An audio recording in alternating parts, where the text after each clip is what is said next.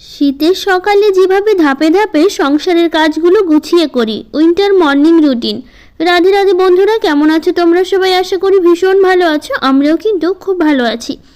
আজকে হচ্ছে শুক্রবার, তোমাদের সাথে নিয়ে আজকের ব্লগটা শুরু করছি। সাথে থাকো, আজকের ব্লগটা তোমাদের খুব ভালো লাগবে।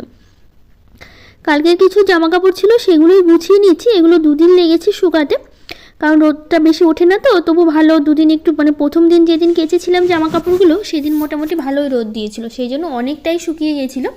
তারপরে কালকের দিনটা একটু হালকা রোদ উঠেছে, তো সারাদিনে শুকিয়ে গেছে।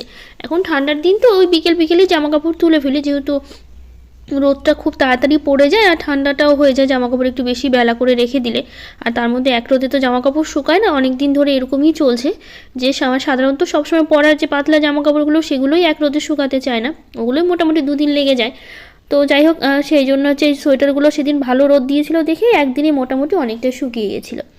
তারপরে হচ্ছে পরের দিন একটু দিয়েছিলাম, শুকিয়ে গেছে বেশ সুন্দর। এই যে কিছু সোয়েটার ছিল অনেকদিন কাচতে পারিনি ঠান্ডার জন্য, রোদ উঠছিল না সেভাবে, তো কেচে দিয়েছি। আরও কিছু জিনিস কাচতে হবে, ঠিকমতো রোদ উঠছে না দেখে কাচতে পারছি না, জ্যাকেটগুলো কাচা হচ্ছে না। এই কম্বলটাও কেচে দিয়েছিলাম, এটা তো আমাদের বিছানায় বিছানো ছিল কম্বলটা, কারণ হচ্ছে অনেক দিন বিছানো ছিল তো, আর যে ঠান্ডার কারণেই হচ্ছে কম্বলগুলো হচ্ছে এখন বিছানায় পেতে রাখি, নইলে শুধু বিছানা চাদরে ভালোও লাগে না, ঠান্ডা পড়ে থাকে সেই কারণে।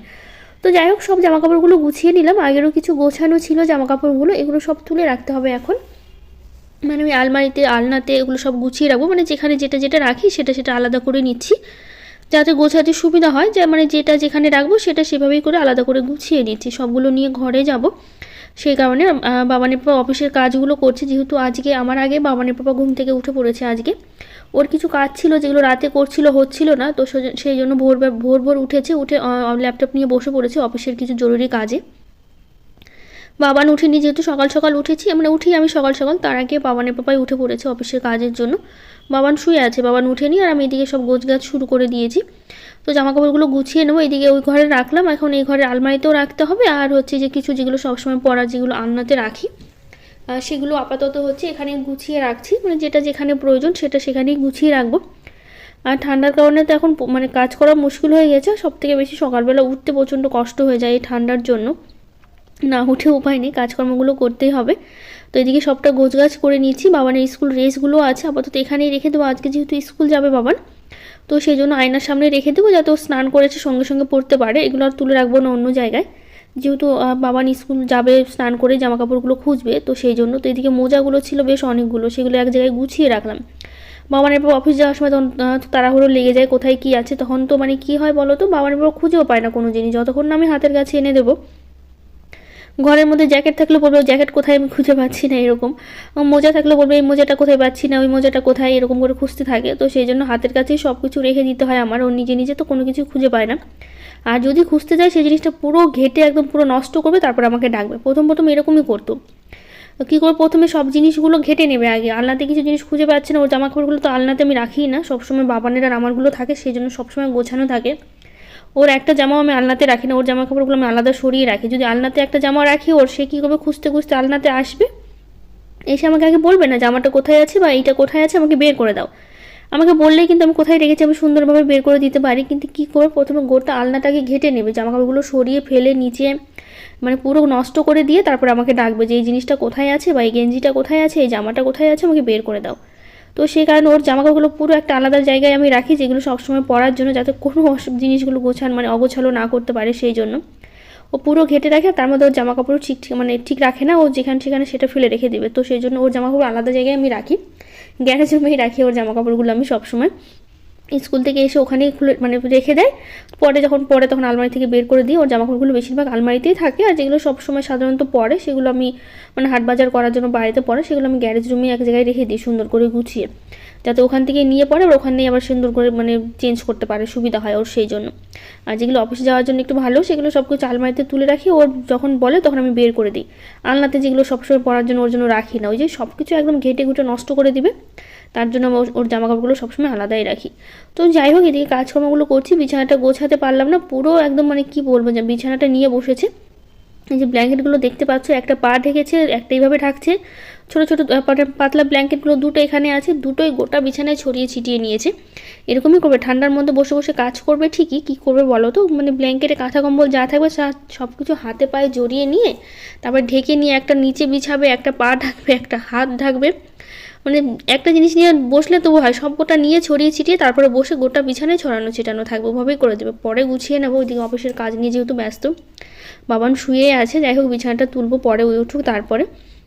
তো যাই হোক এখন সোফাটা মোটামুটি গোছানোই থাকে, যেন ঠান্ডার জন্য কেউ আর সোফাতে বসে না। আর এত ঠান্ডা পড়েছে, ও বাবা চলে যাওয়ার পর সারাদিন বেশিরভাগ আমি ঘরের মধ্যেই থাকি, মানে বিছানার উপর ব্ল্যাঙ্কেট দিয়ে লেপ পাতা দিয়ে শুয়ে থেকে ফোন দেখা, ঘুমানো, ব্যাস এগুলোই করি। দুপুর টাইমটা যেহেতু আমি একাই থাকি, তো সারাক্ষণ কী বা করতে পারি বলো, কোনো কাজ নেই, কর্ম নেই, সেই জন্য চুপচাপই হচ্ছে ফোন নিয়ে বসে থাকি, মানে ঘুমিয়ে থাকি না ফোন দেখা, আর সারাক্ষণ বিছানায় থাকি। কারণ এখন ঠান্ডার মধ্যে এদিক ওদিক মানে যেতেও ইচ্ছা করে না, যখন একটু রোদ উঠে হালকা বাইরে গিয়ে একটু বসে থাকি, কারণ আমাদের দরজার কাছে না বেশ সুন্দর কড়া রোদ থাকে, মানে ওখানে বসলে বেশ ভালোও লাগে। যেদিন যেদিন রোদ ওঠে সেদিন ওটাই করি, হালকা রোদে একটু বসে না, একটু যখন একটু কড়া রোদ উঠে ভালো লাগে রোদের সময়, তখন এই যে এখানটায় আমি বসে থাকি দরজার সামনে, এখানটা যেহেতু বসার আছে, তো সেই জন্য এখানে বসে থাকলে বেশ সুন্দর রোদ লাগে, ভালোও লাগে এখানে বসে থাকতে। তারপরে আবার ঘরে গিয়ে বসে সারাদিন বোবার মতো কী করবো বলো, ওই ফোন দেখা আর ঘুমানো ছাড়া তো আর কোনো কাজ নেই। যেহেতু সকালবেলা আমি সব কাজ করতে পছন্দ করি, সারাদিন দুপুর আমার কাজ করতে ভালোও লাগে না, মানে একটানে সকালবেলা সব কাজ করবো পরপর, মানে ধীরে সুস্থে আমি কাজ করা পছন্দও করি না। আর তার মধ্যে কী করি বলো তো, একবার সব কাজ করে ফেলি, সকালবেলা উঠবো সঙ্গে সঙ্গে সব কাজ করে নিয়ে তারপর সারাদিন বসে থাকবো, সেটাই ভালো লাগে। কিন্তু একই কাজ নিয়ে সারাদিন পড়ে থাকতে আমার ভালো লাগে না, কিন্তু সময়টাও নষ্ট হয়, আর মানে নিজেকে একটু বিরক্তও লাগে, মানে খুব অলস মনে হয়। সেই কারণে সকালবেলা উঠে পরপর যত কাজ আছে সব কাজ করবো আমি, সেই জন্যই দেখো বেশিরভাগ কাজগুলো সকালেই সারি। আর সারাদিনে তো কাজ থাকে না, কাঁচা ধোয়া থেকে শুরু করে সবই আমি সকালবেলা করি। সারাদিনের কাজ বলতে গেলে গোছানোই সব কিছু থাকে, শুধু ঝাড় দেওয়া ছাড়া আর কোনো কাজই থাকে না। বিকেলবেলা করে শুধু ঘর বাড়িগুলো আরেকবার ঝাড় দিই, ব্যাস হয়ে যাবে। সন্ধ্যা দিয়ে কিছু রান্না করার হলে করে নিই, যেহেতু সকালবেলা একটু বেশি করে করি, রাতে খুব একটা কমই রান্না করি আমি। ধরো একটু ভাত করলাম বা একটু ভাজা ঠাজা কিছু একটা সেদ্ধ টেদ্ধ দিয়ে এরকম করে কিছু না কিছু করে ফেলি রাত্রেবেলা করে, এইভাবেই চলে। তো যাই হোক এদিকে স্নান করে নিয়েছি, স্নান করে পুজো দিলাম, তো চলে এবার রান্নাঘরে যাই। তো দুধটাই সকালবেলা গরম করে নিয়েছি, যেহেতু হচ্ছে বাবানের বাবা কাজে ব্যস্ত ছিল, বেশিরভাগ সময়টা বাবানের বাবাই দুধটা গরম করে সকালবেলা বাবানকে দেয়। যেহেতু আজকে কাজে ব্যস্ত থাকার জন্য ও ল্যাপটপ ছেড়ে উঠতেই পারেনি, সেই ফ্রেশ হয়ে বসে গেছে, তো বসেই আছে। আমি এদিকে দুধটা গরম করলাম, বাবানকে খেতে দেবো, বাবানের বাবাকেও দুধটা দিয়ে দেবো। যেহেতু সকালবেলায় বাবানকে দুধ দেওয়া হয় আমার বেশি, কারণ হচ্ছে সকালবেলা বাবান কী খাবে খুঁজে পাই না, তো সেই জন্য দুধ দিয়ে বিস্কুট দিয়ে বা যেরকম খায় আর কি, ছাতু দিয়ে, তারপর কখনো চিড়া দিয়ে, যেরকম ওর পছন্দ হয়। নাহলে এমনি দুধ খেয়ে নিল, সকালবেলা টাইমটা ওটাই করি। বাবানের সকালের খাবার মানে ও ঘুম থেকে উঠে একটু খিদে পায়, তো কী দেবো প্রতিদিন, তো এটা ভেবেই হচ্ছে ওরকম করে দিই। কখনো দুধের সাথে একটু মুড়ি দিয়ে দিলাম, ওভাবে চামচে করে সুন্দর খেয়ে নিল। তো সেই জন্য দুধটা গরম করে নিলাম। আর আমার দুধ খেতে সবথেকে বেশি মানে বাজে লাগে, খুবই খারাপ লাগে দুধ খেতে, আমার একদমই পছন্দ না। ছোটো থেকে বাড়িতে অনেক দুধ ছিল, মানে ছোটো থেকেই তো বাড়িতে গরু দেখছি, কিন্তু যেহেতু এখানে আমরা কিনে নিতে হয় দুধগুলো, মায়ের বাড়িতে তো সবসময় দুধ থাকে, এখনও গরু আছে, 4-5 কিলো করে দুধ হচ্ছে, কিন্তু মা অত দূর থেকে তো নিয়ে আসা সম্ভব না। মাঝে মধ্যে কেউ আসলে অবশ্যই নিয়ে আসে, তো সেই জন্য এখান থেকে যেহেতু আমরা ঘোষের থেকে দুধ নিই, 1/2 কিলো করে নেওয়া হয়। তো যাই হোক এটাই আমাদের দুজনের হয়ে যায়, মানে বাবানের বাবা বাবানই খায়, আমি তো খেতে একদমই পছন্দ করি না, কিন্তু বাবানের বাবা মানে জোর করে আমাকে দুধ খেতেই হবে। তো সেই জন্য মুসলির সাথে হালকা একটু দুধ নিয়ে আমি খাই, তাছাড়া এমনি দুধ খেতে আমার একদমই ভালো লাগে না সত্যি বলতে। তো যাই হোক আজকে ডিমের ঝোল রান্না করবো আর পেঁয়াজগুলি ভাজা করব। তো সেই জন্য যে আলুগুলো কেটে নিলাম, দিয়ে তারপর ডিমটা দিয়ে দিলাম, ডিম আর আলু একসাথে সেদ্ধ করে নিচ্ছি। তো ডিমের ঝোল সবসময় আলু দিই, নইলে ভালোও লাগে না খেতে। তো যাই হোক এদিকে হচ্ছে আলুটা সেদ্ধ বসিয়ে দিয়েছি, আলু আর ডিম, আর এদিকে পেঁয়াজগুলিটা কেটে নেবো আর আলুগুলো কেটে নেবো মানে ভাজার জন্য। আর মশলাটা এখনও করা হয়নি, আর ডিমের ঝোলের জন্য মশলাটা করবো। পাশে তো ভাত বসিয়ে দিলাম হতে থাক, আর এইদিকে হচ্ছে আমি ডিম সেদ্ধ হতে হতে আমার এইদিকে পেঁয়াজগুলি কাটা আর মশলা করা একদম পুরো রেডি হয়ে যাবে। তারপর ডিম সেদ্ধটা নামিয়ে নিয়ে আমি পেঁয়াজ কড়িটা ভাজতে বসিয়ে দেবো, তারপরে হচ্ছে মাছের ঝোল ডিমের ঝোলটা করে নেবো, তাহলে তাড়াতাড়ি হয়ে যাবে। তো এদিকে ভাত আর ওটা সবটা একসাথে বসিয়ে দিলাম, তাড়াতাড়ি হয়ে যাবে। তো যাই হোক পেঁয়াজগুলি আলু একসাথে দিয়ে ভাজবো, তো সেই কারণে হচ্ছে পেঁয়াজ কড়িটা আমি প্রথমে কেটে নিয়েছি, তারপর এখন পাতলা পাতলাগুলো আলু করে মানে কেটে নিচ্ছি, আলু ভাজার মতো ঝুড়ি ঝুড়ি করে কেটে নিচ্ছি। তো যাই হোক এদিকে আলু কাটতে কাটতে কিছু দিদিভাইদের কমেন্ট পড়ে নিই। শিল্পা অফিসিয়াল ব্লগ থেকে দিদিভাই বলেছে, রাধে রাধে রাধে রাধে, ফার্স্ট কমেন্ট দিদি, খুব ভালো লাগলো ব্লগটা, থ্যাংক ইউ দিদিভাই, তোমাকে অনেক ভালোবাসা। গীতা দাস দিদিভাই বলেছে, খুব ভালো লাগলো দিদিভাই, থ্যাংক ইউ, তোমাকে অনেক ভালোবাসা। তাজনুর খান দিদিভাই বলেছে, অনেক দিন পর তোমার ভিডিও দেখলাম, খুব ভালো লাগলো দিদিভাই, থ্যাংক ইউ দিদিভাই, তোমাকে অনেক ভালোবাসা। তো যাই হোক, এদিকে পেঁয়াজ কলি আর আলুটা কেটে নিয়েছি, আর এদিকে মশলা করার জন্য ডিমের ঝোলের জন্য আদা, লঙ্কা, পেঁয়াজ, রসুন যা যা লাগে আর কি সবটাই বেটে দিচ্ছি আমি এখানে। তো সেই জন্য ওইদিকে মশলাটা করব, তো তার আগে এদিকে পেঁয়াজ কলিটা ভাজতে বসিয়ে দিই, তাড়াতাড়ি হয়ে যাবে, কারণ ডিম ছিলাটা হয়নি। তো ভাবলাম ডিম ছিলতে ছিলতে আলু ছিলতে ছিলতে আমার এদিকে পেঁয়াজ কলিটা ভাজা হয়ে যাবে। তো সেই কারণে হচ্ছে এই যে আলু আর পেঁয়াজ কলিটা ভালো করে কেটে নিলাম, কেটে ধুয়ে নিলাম আর কি, নিয়ে তারপর এখন এই যে হালকা তেলেই ভেজে নিচ্ছি। কারণ বাবানের বাবা প্রচণ্ড রাগারাগি করছে একটু তেল বেশি তরকারিতে দেওয়ার জন্য। তো বাবানের বাবা বললো যত কম তেল দিয়ে রান্না করবো ততই ভালো, কারণ ও রেখে যায় একটু বেশি তেল হয়ে গেলে তরকারিতে। তো সেই জন্য আজকে একদম খুবই কম তেল দিয়ে রান্না করার চেষ্টা করছি, কারণ হচ্ছে আমার একটু তেল একটু বেশিই পড়ে যায় তরকারিতে। তো সেই জন্য বাবানের বাবা রেগে যায় তেলের কারণে। বেশি তেল খাওয়া আমিও জানি ভালো না, তেল মশলা খাওয়া, কিন্তু বাবানের আমার একটু ভালো লাগে দেখে একটু তেল মশলা দিয়ে রান্না করার চেষ্টা করি, একটু তেলটা বেশি হয়ে যায়। তো সেই কারণে বাবানের বাবা রেগে যাওয়ার কারণে আমি ভাবছি এবার থেকে তেলটা অনেকটা কমিয়ে দেবো, যত কম চেপে রান্না করা যায় তেল, তত কম তেল দিয়ে রান্নাবাড়ি করব। তো যাই হোক, এদিকে পেঁয়াজ কড়িটা ভাজা ভাজা করছি, কম তেলের জন্য কড়াইটা আমার পুড়ে যাচ্ছে, নিচে লেগে যাচ্ছে, কারণ বাবানের বাবা বলেছে তেল কম দিয়ে রান্না করতে, নইলে বলছে রেগেই যাচ্ছে খুবই। তো যাই হোক, ওদিকে ভাজতে ভাজতে কড়াইটা পুরো কালোই হয়ে গেছিলো আমার। তো যাই হোক, ওভাবেই ভাজা করলাম, আর কি করব। তো এদিকে আলুটা ছিলে নিচ্ছি, আলুটা তো সেদ্ধ হয়ে গেছে বেশ অনেকক্ষণ। আলু ছিলার থেকে আমার ডিম ছিলতে বেশ ভালো লাগে সবসময়, আর ডিম ছিলতে বেশি মজা লাগে। তো যেহেতু নতুন আলু, তো নইলে ভেবেছিলাম ছিলে দেবো, কিন্তু নতুন আলু দেখে ভাবলাম কি সেদ্ধ করে নিই, পরে একবারে ছিলে নেব। পুরোনো আলু থাকলে অবশ্যই আমি সবসময় ছিলেই দিই, কারণ পরে আমার ছিলতে ভালো লাগে না সেই কারণে। তো ডিমগুলো ছিলে নিচ্ছি, 6টা ডিমই রান্না করেছি 3 জনের। তো যাই হোক, ডিমগুলো ছিলে নিয়ে তারপরে তরকারিটা বসাবো। তো চলো আরও কিছু কমেন্ট করে নিই। সুলতানা দিদিভাই বলেছে অনেক ভালো লাগলো আপু ভিডিওটা। আপু বাবানের বয়স কত, ওদের ক্লাস কয়টা বাজে? তো বাবানের বয়স এখন 8+ চলছে, আর বাবানের ক্লাস হয়েছে 4টার দিকে ছুটি হয়ে যায়, 4টা না 4টার একটু আগে 10 মিনিট আগেই ছুটি হয়। তো যাই হোক 4টায় ধরো, 4টার দিকে ছুটি হয়ে যায়, সব ক্লাসে 4টার দিকে ছুটি হয়। বাবানের স্কুলে যেহেতু নার্সারি থেকে 4 পর্যন্ত আছে, নার্সারি থেকে 2 পর্যন্ত 2টার দিকে ছুটি হয়ে যায়, 2:30টার দিকে ছুটি হয়ে যায়। আর 2 থেকে 1 পর্যন্ত যেহেতু 2টার মধ্যে ছুটি হয়ে যায়, 2, 3, 4 এই 3টা ক্লাস বাবানের ছুটি হয় 4টা 4টার দিকে ছুটি হয়। তো 2 টাইমে ছুটি হয় বাচ্চাদের, ছোটোগুলো আগে 2:30টার দিকে ছুটি হয়ে যায় ওদের। তো আগে তো বাবানকে সেই 2:30টার দিকে নিতে যেতাম, যেহেতু এখন বাবানের 4টায় ছুটি হয়, তো সেই জন্য এখন 4টার দিকে যেতে হয়। তো 4টায় ছুটি হওয়ার কারণে বেশিরভাগ দিনগুলো আমাকে যেতে হয় না, বাবানের বাবাই নিয়ে আসে। যেহেতু তাড়াতাড়ি ছুটি হয়ে যায়, বাবানের বাবার তাড়াতাড়ি ছুটি হয়ে গেলে ও নিয়ে আসতে পারে, আমাকে আর যেতে হয় না সেদিন। বেশিরভাগ দিনগুলো এখন বাবানের বাবাই নিয়ে আসে, খুব কম আমি যাই, যেহেতু ছুটি হয়ে যায় বাবানের বাবার আগে আগে তাহলে। তো যাই হোক, এই যে এখন একটু কম তেলেই রান্না করছি। তো এদিকে ওই যে ডিমটা ভালো করে ভেজে তুলে নিলাম, এখন মশলাগুলো দিয়ে দেবো। এদিকে জিরে, শুকনো লঙ্কা ফোড়ন দিয়েছি, এখন দেবো পেঁয়াজগুলো দিয়ে তারপরে বেটে রাখা মশলাটা দিয়ে খুব ভালো করে কষিয়ে নেব। অনিতা শর্টস থেকে দিদিভাই বলেছে খুব সুন্দর দিদি কথাগুলো, থ্যাংক ইউ দিদিভাই। লাবণী রানী শীল দিদিভাই বলেছে খুব সুন্দর ভিডিও দিদিভাই, নতুন বন্ধু হলাম, বন্ধু করে নিও। থ্যাংক ইউ দিদিভাই, অবশ্যই বন্ধু করে নেব, কেন নিব না, তোমাকে অনেক ভালোবাসা সুন্দর একটা কমেন্ট করার জন্য।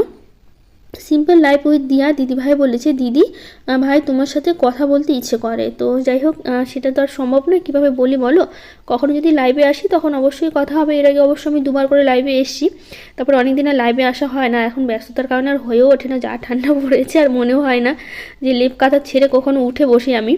তো যাই হোক, লাইভে আসলে এরপর অবশ্যই কথা হবে, তাছাড়া তো আর কোনো উপায় নেই কথা বলার।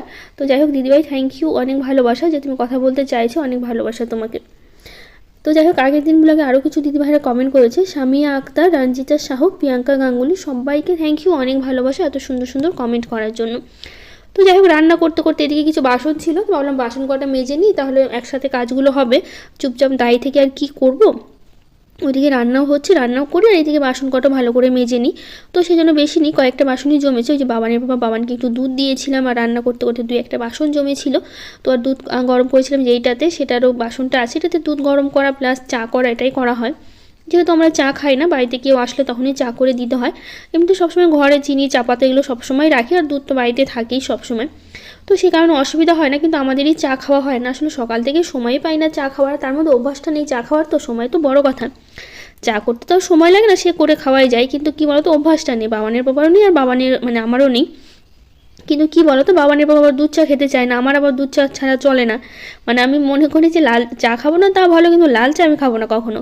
কেউ কখনো কোথাও দিলেও আমি বলি আমি চা খাই না, এটা বলে রেখে দিই, কারণ লাল চা দিলে দুধ চাটা খাই, দুধ চাটা আমার ভালো লাগে, কিন্তু বাবানের বাবা দুধ চা খাবে না, ওর গ্যাস হয়ে যায়। ও সবসময় চা করলে লাল চা করবে, তো তার জন্য ভাবি কি 2 রকমের একটু চা করবো, সেটাও যদি 2 রকমের করতে হয় প্রতিদিন। ওর জন্য লাল চা, আমার জন্য দুধ চা। বাবান আবার দুধ চা খায়, লাল চাও খায়, ও দুটোই খায়, যখন যেটা ও মানে থাকে তখন সেটা খায়, ওর অসুবিধা হয় না। তো সেটা ভেবে আরও চা করা হয় না আমার। তো যাই হোক, এদিকে দেখো মশলার সাথে ভালো করে কষিয়ে নিচ্ছি আলুটা, আর পাশে গরম জল দিয়ে দিয়েছিলাম, দিয়ে এখন ভালো করে ফুটিয়ে নেবো অনেকক্ষণ, বেশি খুব একটা সময় লাগবে না, যেহেতু আলুটাও সেদ্ধ আছে আর গরম জলটা দিয়েছি, ফুটে উঠবে তাড়াতাড়ি। তো এই ডিমগুলো দিয়ে দিলাম, দিয়ে ঢাকা দিয়ে রেখে দেবো। চলো কটা ধনিয়া পাতা তুলে নিয়ে আসি। বাগানে তো বেশ ভালোই ধনিয়া পাতা হয়েছে, কিন্তু খাওয়া হচ্ছে না সেরকম। তো ভাবলাম মানে তাড়াহুড়োতে রান্না করার সময় খেয়ালও থাকে না, তাড়াতাড়ি রান্না করে ফেলি। তো আজকে একদম মনে করে চলে এসেছি বাগানের ঝুড়ি নিয়ে, বেশি তুলবো না, অল্প করেই তুলবো, শুধুমাত্র ডিমের ঝোলে দেবো। তো একটু নামানোর আগে আগে একটু ধনিয়া পাতা দিয়ে দেবো, সেই কারণে আর কি আগে থেকে একটু তুলে নিচ্ছি। তো যাই হোক, এদিকে বিছানাটা গোছানো হয়নি, বিছানাটা গুছিয়ে নিয়ে চলো। বাবান উঠেছে, সকালবেলা দুধও খেয়েছে, দুধ দিয়ে বিস্কুট দিয়ে দিয়েছিলাম, তারপরে ও পড়তেও বসে গেছে বাবানের পাপার সাথে ওই ঘরে। যেহেতু বাবানের পাপা ওই ঘরে বেশি পড়াশুনো করে, অফিসের কাজগুলো করে, তো একবারে বই নিয়ে ওই ঘরেই বসে। বিছানায় তো গোটা বই ছিটানো, ওই ঘরেই বইগুলো আপাতত রাখা হচ্ছে কদিন ধরে। তো সেই কারণে হচ্ছে ওই ঘরেই হচ্ছে সব কিছুই রাখা আছে। তো যাই হোক, ওটা পরে বিছানাটা গোছাবো, যতক্ষণ ওরা না বেরোবে অফিসের জন্য ততক্ষণ ওই ঘরে বিছানাটা আর গোছাতে পারবো না। বাবা ছেলে মিলে একদম কাঁথা কম্বল নিয়ে ঢেকে তারপর পড়তে বসে গেছে। তো যাই হোক, এদিকে বিছানাটা গুছিয়ে নিই, ওইদিকে ডিমের ঝোলটা এখনও হয়নি, আর কিছুক্ষণ হলে নামিয়ে নেব। তো ভাবলাম ডিমের ঝোল হতে হতে ততক্ষণে বিছানাটা গুছিয়ে নিই, তাড়াতাড়ি কাজগুলো এগিয়ে থাকবে তাহলে। তো সেই কারণে এভাবে চলে আসলাম। তো যাই হোক, এদিকে বিছানাটা ঝেড়ে নিচ্ছে, আর এই যে কম্বলটা বিছানো আছে এটা তো একটু ছোট হয়ে গেছে, কারণ ওই যেটা সকালবেলা ভাঁজ করলাম ওটা একটু বেশ বড়, গোটা বিছানায় হয়ে যায়, এটা একটু ছোট হয়ে যায়। এই কম্বলটা কিন্তু আমি বিয়ের সময় পেয়েছিলাম, আমি সেই 11 বছর হয়ে গেল কম্বলটার মানে মানে বয়স বলতে গেলে। যেহেতু এটা আমি বিয়েতে হচ্ছে গিফট পেয়েছিলাম, সেই বিয়ের সময়, যেহেতু আমার বিয়েটা ঠান্ডার সময় হয়েছিল, ডিসেম্বরের 1 ডিসেম্বর যেহেতু আমাদের অ্যানিভার্সারি, তো সেই কারণে হচ্ছে কি বলো তো, ঠান্ডার সময় যেহেতু, সেই জন্য এই কম্বলটা আমি বিয়ের সময় আমি পেয়েছিলাম গিফটে।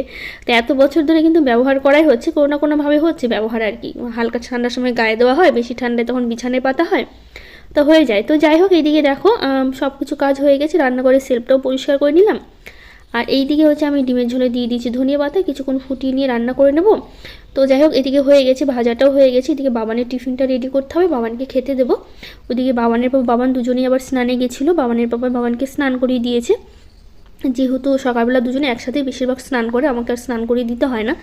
তো আজকে বাবান বায়না করেছে ও টিফিন বিস্কুট ছাড়া অন্য কিছু নিবে না। তো যাই হোক, 3 রকমের বিস্কুট দিলাম, অরিও দিয়েছি, আর এমনি 2 রকমের একটা একটা করে বিস্কুট দিয়েছি। বেশি বিস্কুট কতই বা খাবে বিস্কুট, তো সেই জন্য বেশি দিইনি, 3 রকমেরই দিয়েছি বিস্কুট। তো যাই হোক, এদিকে বাবানকে দিয়ে দিয়েছি, বাবানের বাবা এখনও আসেনি, ও যেহেতু রেডি হয়ে গেছিলো ওকে আগে দিলাম, যেহেতু বাবানের একটু দেরি লাগে, সময় লাগে খেতে, সেই কারণে। তো এই যে দেখতে পাচ্ছ গোটা বিছানায় ছড়িয়ে ছিটিয়ে রেখে দিয়েছি, এখন এগুলো আমাকে সব কিছু গোছাতে হবে। গোটা ব্ল্যাঙ্কেটগুলো ছড়িয়ে ছিটিয়ে রেখেছে, পাগুলো ঢেকে বসেছিল। এদিকে বাবানের বইগুলো গুছিয়ে নিয়েছি, বাবানের বাবাকে খেতে দিয়েছি, আমি বললাম আমি একটু পরে খাবো, একটু মুসলি খেয়েছিলাম সকালবেলায়, খিদে পাইনি, সে কারণে একটু পরেই খাচ্ছি আমি। আর এগুলো বই খাতাগুলো গুছিয়ে দিয়েছি, যতগুলো বই ততগুলো খাতা, মানে পুরো ব্যাগটা এত ভারী হয়ে যায় বাচ্চাদের মানে অনুযায়ী। আমরা তো ছোটো ছিলাম, এত বই খাতা প্রয়োজনই পড়তো না, একটা খাতায় মনে হচ্ছে হয়ে যেত, 2টো খাতায় হয়ে যেত বাংলা ইংলিশ। তো যাই হোক, এখন মানে হচ্ছে কতগুলো যে খাতা লাগে, এক একটা সাবজেক্টের এক একটা খাতা লাগছে, মানে যতগুলো বই ততগুলো খাতা, পুরো ভারী হয়ে থাকে। তার মধ্যে এই যে পেন্সিল বক্স, তারপর হচ্ছে জ্যামিতি বক্স, এগুলো কত কিছু লাগছে এখন।